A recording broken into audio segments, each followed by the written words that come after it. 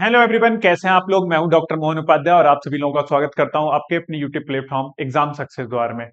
ठीक है भैया, कैसे हैं। तो आज हम लोग लेके आए हैं आपके लिए प्रैक्टिस सेट 5 ज्योग्राफी का LT grade JIC lecture KBS NBS CMRS PGT geography की अगर आप तैयारी कर रहे हैं, ठीक है, तो आप इन लेक्चर को फॉलो कर सकते हो। पूरी एक प्लेलिस्ट बनी हुई है, सारे बहुत जबरदस्त क्वेश्चन आपको इस पूरी प्लेलिस्ट में देखने को मिलेंगे।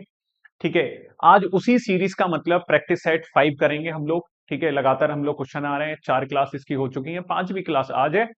ठीक है, क्लास में आगे बढ़ने से पहले मैं आप लोगों से एक हम्बल रिक्वेस्ट करूंगा कि प्लीज भैया चैनल को सपोर्ट करिए, थोड़ा सा चैनल को आप सब्सक्राइब करिए, दोस्तों से करवाइए और वीडियो को लाइक करिए। और जो भी आपको पसंद आ रहा हो, कोई भी आपकी रिक्वायरमेंट हो, तो आप मुझे कमेंट बॉक्स में बता सकते हैं कि मोहन भैया यार ये वाली बात यहाँ पे इस तरीके से भी चीजें कर सकते हैं।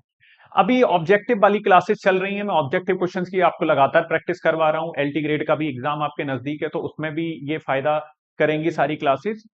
और इसके बाद जब आपका एलटी ग्रेड का पेपर हो जाएगा, उसके बाद मैं जीआईसी लेक्चरर के लिए आपकी थ्योरी वाली भी क्लास जल्दी से स्टार्ट करूंगा। ठीक है भैया, तो ज्योग्राफी है, पढ़नी है, अच्छे से पढ़नी है। और एकदम जब भी आप सब्जेक्ट में पढ़ते हो, अगर आपने एमए किया है ज्योग्राफी में, एमएससी इन ज्योग्राफी किया है, तो आप एक बात याद रखिए कि भैया आपकी सब्जेक्ट पे जो कमांड है वो बहुत जबरदस्त होनी चाहिए। बात है, समझ में आई। तो ये चीजें हम लोगों को देखनी है कि जो हमारी सब्जेक्ट पर कमांड है वो बहुत ज्यादा स्ट्रांग होनी चाहिए। अगर कोई नींद में भी कोई चीज हमसे कोई पूछे तो हम उसे क्लियर करके बता दें। और ये चीज कहां से आती है, ये चीज आती है आपकी प्रैक्टिस से। जब आप लगातार प्रैक्टिस करेंगे तो एक दिन ऐसा आएगा जब आपके अपने सब्जेक्ट पे बहुत जबरदस्त कमांड हो जाएगी। ठीक है सर, तो चलिए बिना वक्त जाए हुए आज की क्लास स्टार्ट करते हैं, आज के क्वेश्चन सॉल्व करते हैं। ठीक है, अगर आपको टेलीग्राम चैनल ज्वाइन करना है तो इस क्यूआर कोड को स्कैन करके आप टेलीग्राम चैनल ज्वाइन कर सकते हैं एग्जाम सक्सेस द्वार का। या फिर वीडियो के डिस्क्रिप्शन बॉक्स में भी, चैनल के डिस्क्रिप्शन बॉक्स में भी टेलीग्राम का लिंक दे रखा है, वहां पे भी जाके आप टेलीग्राम चैनल को ज्वाइन कर सकते हैं। फायदा क्या है टेलीग्राम चैनल को ज्वाइन करने का? फायदा यही है भैया कि आपको इसकी पीडीएफ मिल जाएगी। जैसे लेक्चर खत्म हो जाएगा इसकी पीडीएफ आपको मिलेगी। तो कहां मिल जाएगी? ठीक है, वो पीडीएफ आपको कहां देखने को मिलेगी? टेलीग्राम पे। ठीक है, चलिए। ठीक है भाई साहब, बाकी मजे आ रहे हैं? नहीं आ रहे? तो मजे तो यार आने चाहिए। अभी थोड़ा सा बात और कर लेते हैं एक। ठीक है, चलो बाद में बात करेंगे, पहले क्वेश्चन सॉल्व करते हैं। चलिए, क्वेश्चन नंबर 1 क्या कह रहा है? क्वेश्चन नंबर 1 क्या कह रहा है भाई? अर्थव्यवस्था का साधारण मॉडल आधारित है। अर्थव्यवस्था का साधारण मॉडल किस बात पे आधारित है? The simple model of the economy is based on. किस पे बेस्ड है? निर्णय लेने वाले तत्वों के समूह पर, परिवहन जाल पर, पर्यावरण पर, या फिर आपके अंतरराष्ट्रीय व्यापार पर। किस पे डिपेंड करता है, किस पे आधारित है? ठीक है, अर्थव्यवस्था का साधारण मॉडल किस पे आधारित है? अर्थव्यवस्था का साधारण मॉडल निर्णय लेने वाले तत्वों के समूह पर आधारित है। ठीक है भैया, तो ऑप्शन ए जो हो जाएगा इसका सही आंसर हो जाएगा। आगे बढ़ेंगे।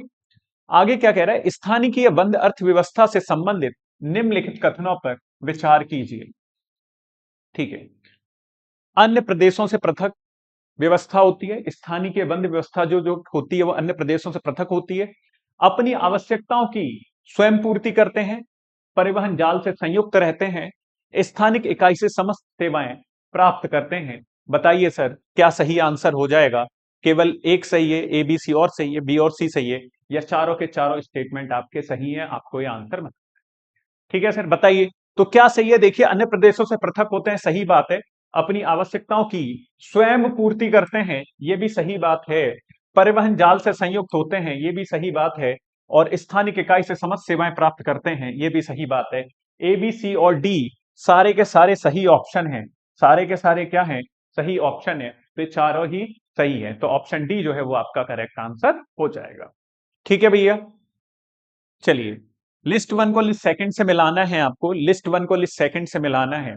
नव्यकरणीय, ठीक है, रिन्यूएबल। नव्यकरणीय क्या हो सकता है? मिट्टी जो है वो नव्यकरणीय हो सकती है आपकी। पुनर्चक्रीय, पुनर्चक्रीय आपका जल हो सकता है। ठीक है, अनव्यकरणीय थोरियम हो जाएगा आपका। और एकल, एकल क्या हो जाएगा? क्रायोलाइट हो जाएगा। ठीक है भाई, तो ए का 2, बी का 4, ए का 2, बी का 4, सी का 1, डी का 3। Option A is the correct answer. ठीक है भाई, ऑप्शन ए क्या हो जाएगा? आपका करेक्ट आंसर हो जाएगा। क्वेश्चन नंबर 4 की तरफ बढ़ेंगे। क्वेश्चन नंबर 4 क्या कह रहा है? संसाधनों का विकास संसाधनों का विकास निम्न में से किस कारक पर निर्भर करता है? संसाधनों का विकास किस कारक पर निर्भर करता है? मानव की बुद्धिमत्ता पर करता है, मानव की संस्कृति पर करता है, मानव के वैज्ञानिक और तकनीकी ज्ञान पर करता है, या उपरोक्त सभी पर करता है? बताइए भैया। तो संसाधनों का विकास, जो डेवलपमेंट होगा रिसोर्सेज का, वो मानव की बुद्धिमत्ता पे तो करता ही है। ठीक है, और मानव ने देखो डेवलपमेंट भी बहुत किया है। कहां से लेके मानव स्टार्ट हुआ था, एरोप्लेन बना दिया, पानी के जहाज बना दिए, एयरक्राफ्ट बना दिए, फाइटर प्लेन बना दिया, सब किसकी वजह से हो रहा है? ह्यूमन इंटेलिजेंस की वजह से हो रहा है। तो ये बिल्कुल सही बात है। मानव की संस्कृति पर, इसकी वजह से भी मानव के वैज्ञानिक, साइंटिफिक और टेक्नोलॉजिकल टेम्परामेंट जो है उस पर भी डिपेंड करता है डेवलपमेंट। जहां पे अब मान लो कि गरीब देश है, वहां पे साइंटिफिक टेम्पर नहीं है लोगों का, तो वो आज की डेट में भी पीछे हैं। लेकिन जो डेवलप्ड कंट्रीज है लाइक यूएसए, जर्मन, चाइना, ठीक है, इन्होंने क्या किया है? साइंटिफिक बेसिस पे और अपनी टेक्निकल बेसिस पे तो ये लोग डेवलप हुए हैं, आगे बढ़े हैं। चलिए, तो इसका सही आंसर क्या हो जाएगा? उपरोक्त सभी पर। संसाधनों का विकास मानव की बुद्धिमत्ता पर भी निर्भर करता है, मानव की संस्कृति पर भी निर्भर करता है, और मानव के वैज्ञानिक और तकनीकी ज्ञान पर भी निर्भर करता है। ठीक है भैया, आगे बढ़ेंगे। किस तट के अनुदेश जिन स्थलाकृतियों का अध्ययन किया गया है उसमें कास्ट स्थलाकृति सर्वप्रथम थी? बताइए वो कौन सा तट था? तो कौन से तट के किनारे था? एडियाटिक के किनारे। किसके? एडियाटिक सी के किनारे। ठीक है भैया। आर्थिक भूगोल किस विषय की शाखा है? आर्थिक भूगोल, ठीक है। Economic geography is a branch of the human geography. Economic geography is the branch of the human geography, मानव भूगोल की है। ठीक है, मानव भूगोल एक शाखा है आपकी। एक शाखा क्या है? भौतिक भूगोल। तो भौतिक भूगोल में आपको क्या देखने को मिलता है? फिजिकल ज्योग्राफी में आपको जियोमॉर्फोलॉजी देखने को मिल जाता है, climatology, oceanography, bio geography. These are the part of the physical geography. While आपका ह्यूमन ज्योग्राफी में क्या आ जाता है? आपका इकोनॉमिक ज्योग्राफी आ जाता है, कल्चरल ज्योग्राफी आ जाता है। ठीक है, इकोनॉमिक ज्योग्राफी, ये सब किस में आ जाते हैं भैया? ये सब आपके मानव भूगोल में आ जाते हैं। ठीक है, चलिए, तो ऑप्शन ए जो है ये करेक्ट आंसर हो जाएगा आपका। क्लियर, आगे बढ़ते हैं। लिस्ट वन को लिस्ट सेकंड से मिलाना है। बताइए सर। प्रत्यक्षवादी भूगोल, प्रत्यक्षवादी भूगोल किसने दिया था? ऑगस्ट कॉम्टे ने दिया था। बिहेवियरल ज्योग्राफी, आचार परक भूगोल, विलियम किर्क का था। मानववादी भूगोल, ह्यूमनिज्म, ट्वान का था। नवनियतिवाद किसका था? ग्रिफिथ टेलर का। ठीक है भैया, तो 1 2 3 4 सीधे बनना है, तो option A is the correct answer. Option A is the correct answer. ठीक है भैया, आगे बढ़ेंगे। निम्न में से किसने लिखा कि भूगोल भूतल के परिवर्तनशील स्वरूप के यथार्थ, क्रमबद्ध, तर्क संगत वर्णन एवं व्याख्या से संबंधित है? ये स्टेटमेंट किसका है? किसका स्टेटमेंट है सर ये? ठीक है, हार्टसोन का स्टेटमेंट है। किसका है? हार्टसोन का। कल भी मैंने ये वाली बात कही थी कि स्टेटमेंट वाले क्वेश्चन आपको पता होने चाहिए। ठीक है भैया। गुन्नार मिडाल की पुस्तक थी एशियन ड्रामा। गुन्नार मिडाल की पुस्तक थी एशियन ड्रामा। एक तो यही वाली बात आपको पता होना चाहिए कि एशियन ड्रामा जो किताब है वो किसकी है? तो वो किसकी किताब है? गुन्नार मिडाल की किताब है। किसकी किताब है? गुन्नार मिडाल की किताब है एशियन ड्रामा। ठीक है, अब एशियन ड्रामा जो है वो किस चीज का अध्ययन है? एशियन ड्रामा में गुन्नार मिडाल ने क्या बात लिखी? तो गुन्नार मिडाल ने एशियन ड्रामा में क्या लिखा? एशिया में राष्ट्रों की गरीबी पर लिखा है। ठीक है, एशिया में राष्ट्रों की गरीबी पर लिखा है। ठीक है, गुन्नार मिडाल की एक किताब है, क्यूमुलेटिव कॉजेशन थ्योरी दी है इसने एक। Cumulative causation theory, cumulative causation theory किसने दी है? वो भैया गुन्नार मिडाल ने दी है। ठीक है भैया, क्यूमुलेटिव कॉजेशन थ्योरी। आगे बढ़े। भूगोल सभी विज्ञानों की जननी है। भूगोल सभी विज्ञानों की जननी है, यह कथन संबंधित है। ये कथन किसने दिया है? ये कथन किसका है? जेम्स का है, हार्टसोन का है, हंटिंगटन का है, कार्ल लिटर का? जल्दी से बता दीजिए सर।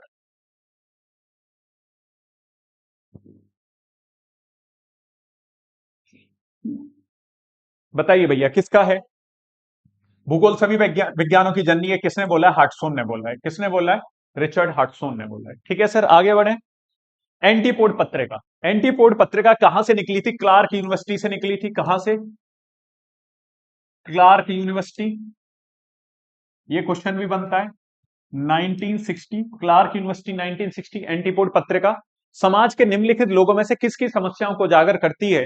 किसकी समस्याओं को उजागर करती है? गरीब एवं वंचित लोगों की समस्याओं को उजागर करती है। गरीब एवं ठीक है वंचित लोगों की समस्याओं को उजागर करती एंटीपोड पत्रिका किस विश्वविद्यालय से निकली थी? तो क्लार्क विश्वविद्यालय से निकली थी। ठीक है sir. All possible words, all possible words नामक पुस्तक निम्नलिखित में से किसने लिखी है? ऑल पॉसिबल वर्ड्स नामक पुस्तक किसने लिखी है? तो पुस्तक किसने लिखी है? पीई जेम्स ने लिखी है। किसने लिखी है भैया? पीई जेम्स की किताब है ये। ऑल क्लियर, आगे बढ़ते हैं। भूगोल एक क्षेत्र विवरणी विज्ञान है, ये स्टेटमेंट वाला क्वेश्चन है। फिर से, भूगोल एक क्षेत्र विवरणी विज्ञान है, ये किसने बोला है? अल्फ्रेड हेटनर ने बोला है। यूपी पीजीटी में आया हुआ क्वेश्चन है ये, यूपी पीजीटी में आया हुआ क्वेश्चन है ये। ठीक है भैया, चलिए आगे बढ़ते हैं। निम्नलिखित में से कौन सा युग्म सही सुमेलित नहीं है? निम्नलिखित में से कौन सा युग्म सही सुमेलित नहीं है? तो अल मसूदी ने रूटर एंड रियम्स लिखी थी, यही गलत है, तो सही आंसर यही हो जाएगा। रूटर एंड रियम्स इब्न हौकाल की किताब है। बाकी अल बला की किताब अल अस्कल ने लिखी थी, अल बरूनी ने किताब अल हिंद लिखी थी, इब्न खालदुन मुकद्दमा ने लिखी थी। एक किताब और थी रेहाला, रेहाला किताब किसने लिखी थी? इब्न बतूता की किताब थी, इब्न बतूता, इब्न बतूता की किताब थी। ठीक है भैया, इब्न बतूता की किताब का क्या नाम था? रेहाला नाम था। आगे बढ़े। हाइड्रोलिक स्लोप थ्योरी किसने प्रतिपादित की थी? हाइड्रोलिक स्लोप थ्योरी किसने प्रतिपादित करी थी? तो आरी होटन की किताब है। ठीक है, आरी होटन ने प्रतिपादित करी थी, किताब नहीं है, आरी होटन ने दी थी हाइड्रोलिक स्लोप थ्योरी आपकी। Option A is the correct answer. ठीक है भैया। निम्नलिखित में से किस विद्वान ने भूगोल में व्यवहार परक दृष्टिकोण पर जोर दिया है? व्यवहार परक, बिहेवियरल अप्रोच पर किसने जोर दिया है? तो विलियम किर्क ने दिया है। किसने दिया है? विलियम किर्क ने दिया है। ठीक है भैया, आगे बढ़ेंगे। जर्मन भूगोलीय विचारधारा के विकास में योगदान करने वाले जर्मन भूगोल वेत्ताओं का सही अनुक्रम कौन सा है? ठीक है, पहले कौन आया था, फिर बाद में कौन आया था, फिर बाद में कौन आया था? तो सबसे पहले आए थे ऑस्कर पेस्टेल, उसके बाद रेडजेल, हेटनर, उसके बाद ट्रॉल। अब रेडजेल का नाम आपको पता ही है, तो रेडजेल ने बहुत सारी किताबें लिखी हैं।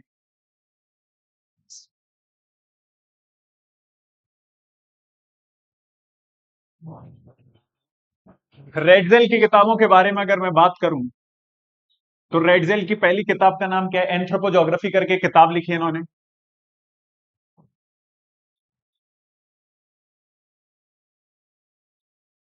Anthropogeography. Political geography.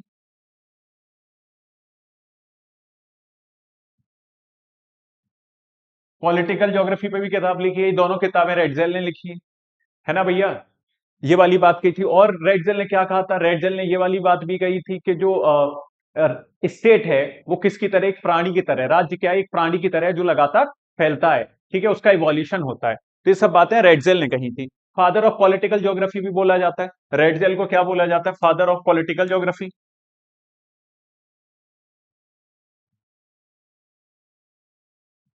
Father of political geography. ठीक है भैया, फादर ऑफ पॉलिटिकल ज्योग्राफी भी बोला जाता है। तो ये सब चीजें आपको याद होनी चाहिए। आगे बढ़ते हैं। भूगोल के भाव और उद्देश्य में आमूलचूल रूपांतर के लिए निम्नलिखित में से कौन सा एक परिप्रेक्ष्य जिम्मेदार था? बताइए सर, कौन जिम्मेदार था? आराम से।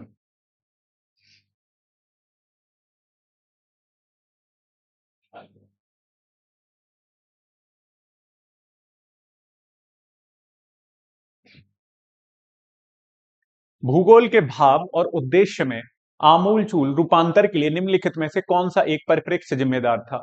Which one of the following perspective was responsible for radical transformation in the spirit and purpose of geography? तो क्वांटिफिकेशन था। क्वांटिफिकेशन 1960 के आसपास आया, और क्वांटिफिकेशन ने क्या किया भैया? कि अब एम्पेरिकल अप्रोच लगाएंगे हम लोग ज्योग्राफी में। अब ज्योग्राफी को सिर्फ बिहेवियरल पर नहीं रखेंगे, अब इसको बदलेंगे हम लोग। इसमें फॉर्मूले भी यूज करेंगे, कैलकुलेशन भी यूज करेंगे, ठीक है, एक्सपेरिमेंट भी करेंगे। तो दैट वाज द क्वांटिफिकेशन। ठीक है, तो परिमाणीकरण भी इसका इज द आंसर। ठीक है, चलिए। निम्नलिखित में से किसने इस विचार का समर्थन किया था कि राज्य थल से संलग्न एक जीव है? ये किसने बोला था? थोड़ी देर पहली बात हुई थी, रेडजेल ने, रिटर ने, कांट ने, हमबोल्ट ने। तो किसने बोला था? रेडजेल ने, फ्रेडरिक रेडजेल ने बोला था। ठीक है भैया, आगे बढ़ते हैं।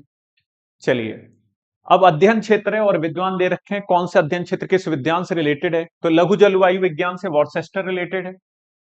ठीक है भैया, जल विज्ञान से पीटरसन है, मौसम विज्ञान से ग्रिफिथ टेलर, और भू आकृति विज्ञान से वॉर्ट। ए का फोर्थ, बी का थर्ड और सी का सेकंड, डी का one. Option C is the correct answer. अब ऐसे वाली चीजें तो सर आपको याद ही होनी चाहिए, है ना। अगर ये आपको याद नहीं है तो फिर तो मसला हो जाएगा, समझ रहे हो। और वैसे भी कभी कभी चीजें इस तरीके से चलती हैं कि आपको पता ही है यार, कंपटीशन इतना टफ है, आपको याद भी करना है, कॉन्सेप्ट को समझना भी है। इतनी सी सीट आती हैं, इतना सा बल्क अमाउंट में लोग फॉर्म भरते हैं, ठीक है, उसके कंपैरिजन में इतनी सी सीट हैं, 40-42 सीट आती हैं और लोग फॉर्म भरते हैं 2 लाख, 2.5 लाख, 3 लाख, पर्टिकुलर सब्जेक्ट की बात मैं कर रहा हूँ। कंपटीशन बहुत ज्यादा है। और आपको अभी, जैसे में एक इकोनॉमिक एडवाइजर है to the government, to the prime minister of India, उन्होंने एक बात बोली, संजीव सान्याल जी ने, कि UPSC is a waste of time, है ना। UPSC is a waste of time, उन्होंने ऐसे बोला है। मुझे तो ये लगता है कि जो लोग सरकारी नौकरी की तैयारी में लगे पड़े हैं हिंदुस्तान में, it is a waste of time, ठीक है। क्योंकि गवर्नमेंट ने क्या किया है ना, ट्रैप कर दिया यार, ठीक है, कि भैया बस सरकारी नौकरियों में लगे रहो, फॉर्म हम भरवा लेंगे, ठीक है, और नौकरी हम देंगे नहीं, नहीं एग्जाम करवाएंगे, एग्जाम करवा देंगे तो फिर इंटरव्यू की डेट नहीं देंगे, इंटरव्यू की डेट देंगे तो फिर कोर्ट कचहरी के चक्कर लगाते रहो, सुप्रीम कोर्ट जाओ, हाई कोर्ट जाओ, जाते ही रहो, बस नौकरी नहीं देंगे। तो 22 वाले जो फॉर्म है, आप में से कई लोगों ने भरे होंगे, 2022 के यूपी पीजीटी के भी फॉर्म है, असिस्टेंट प्रोफेसर के जो फॉर्म थे जिनका एग्जाम हो गया है, रिजल्ट भी आ गया लेकिन इंटरव्यू की डेट नहीं आई। तो एक एक ट्रैप ही तो है, बच्चा बस इसी इंतजार में 2022 से कि शायद यूपी पीजीटी मेरा निकल जाए, मेरी नौकरी लग जाए, तब ये सारे काम कर लूंगा। अब यार कैसे काम चलेगा। तो सरकारी नौकरी ना कहीं एक तरीके से ट्रैप है, चाहे वो यूपीएससी हो, चाहे यूपीपीसीएस हो, चाहे टीचिंग के एग्जाम हो, कुछ भी हो, हम लोग लगे पड़े हैं और गवर्नमेंट का बिल्कुल यार इस तरफ ध्यान ही नहीं है। वो तो बस लड़कों की तरफ कोई सोच ही नहीं रहा है ना। स्टूडेंट्स की तरफ जो बेचारे एस्पिरेंट्स हैं, तैयारी कर रहे हैं, लगे पड़े हैं, एक उनका उम्मीद है, वो सब खत्म है। कोई टाइम पे काम हो ही नहीं रहा है। अब 22 से यार 26 आ गई, 4 साल हो गए, 4 साल में एग्जाम नहीं हुआ, मजाक चल रहा है यार, ठीक है, बट कोई नहीं, चल रहा है जैसे चल रहा है, हमें आगे बढ़ना है, ठीक है। आगे बढ़ते हैं। निम्नलिखित में से सौर परिवार के पिंडों के बढ़ते घनत्व के अनुसार कौन सा सही क्रम में है, ठीक है, बताइए सर कौन सा सही क्रम में है, ठीक है, बढ़ते क्रम के अनुसार, बढ़ते घनत्व के। हाँ, इसको आप अंडरलाइन कर लीजिएगा, बढ़ते घनत्व के अनुसार किसकी डेंसिटी सबसे ज्यादा होती है, ठीक है, कम किसकी है, फिर बढ़ते हुए दौर में आपको लिखना है, बढ़ते हुए क्रम में आपको लिखना है, ठीक है। तो सबसे ज्यादा पृथ्वी की होती है, आपको पहले भी वीडियोस में मैं बता चुका हूं, ठीक है। सबसे कम किसकी होती है, सैटर्न की होती है। लीस्ट डेंसिटी किसकी होती है, शनि ग्रह की होती है। और सबसे ज्यादा किसकी होती है, अर्थ की होती है, ठीक है। चलिए, तो इसमें बृहस्पति की सबसे कम रहेगी, मंगल, बुध और पृथ्वी। Option B will be the correct answer, ठीक है, बढ़ते घनत्व के अनुसार, ठीक है, बढ़ते घनत्व के अनुसार। निम्नलिखित में से सौर परिवार का दूसरा सबसे बड़ा पिंड कौन सा है, दूसरा सबसे बड़ा पिंड कौन सा है। तो दूसरा सबसे बड़ा पिंड कौन सा है, गुरु बृहस्पति। कौन भैया, गुरु बृहस्पति। सूर्य सबसे बड़ा पिंड है, सबसे बड़ा पिंड कौन सा, सूर्य है। और दूसरा सबसे बड़ा पिंड क्या है आपका, ठीक है, गुरु बृहस्पति। जीपीएस में कितने उपग्रहों का उपयोग किया जाता है, बच्चे बच्चे को पता है, जीपीएस में 24 उपग्रहों का प्रयोग किया जाता है। जीपीएस में 24 उपग्रहों का प्रयोग किया जाता है। चुंबकीय तूफान क्या है, चुंबकीय तूफान क्या है, चुंबकीय तूफान खगोलीय पिंडों के चुंबकीय क्षेत्रों में गड़बड़ी, ठीक है, वो क्या है आपका भैया, चुंबकीय तूफान है। आगे बढ़े। क्या पृथ्वी के घूर्णन की धुरी में झुकाव पृथ्वी की सतह पर विकिरण की मात्रा को प्रभावित करता है, हाँ, अयोग्य, नहीं, पता नहीं, करता है, बिल्कुल, ठीक है भैया, option A is the correct answer, ठीक है। चलिए आगे बढ़ते हैं।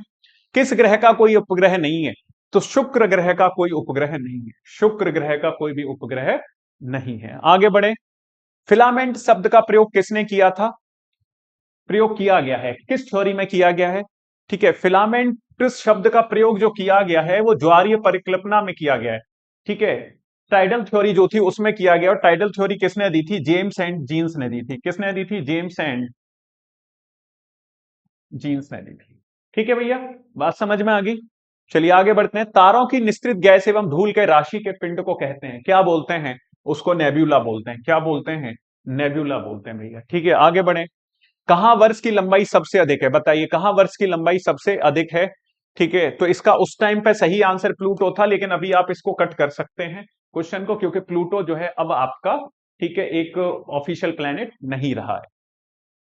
सूर्य का सबसे नजदीकी ग्रह कौन सा है, बताइए सर, सूर्य का सबसे नजदीकी ग्रह कौन सा है, जल्दी बताइए, ठीक है। शुक्र है, बुध है, बृहस्पति है, मंगल है, मरकरी है। ठीक है, तो मरकरी मतलब बुध। ठीक है, बुध जो है, ठीक है, सन के बाद मरकरी आता है, उसके बाद वीनस आता है, उसके बाद अर्थ आती है। क्लियर है भैया? तो आज के 30 क्वेश्चन यही खत्म होते हैं। प्रैक्टिस सेट 5 आपका यही एंड होता है। आप वीडियोस को लगातार देखते रहिए। ठीक है, अपने भाई को सपोर्ट करते रहिए।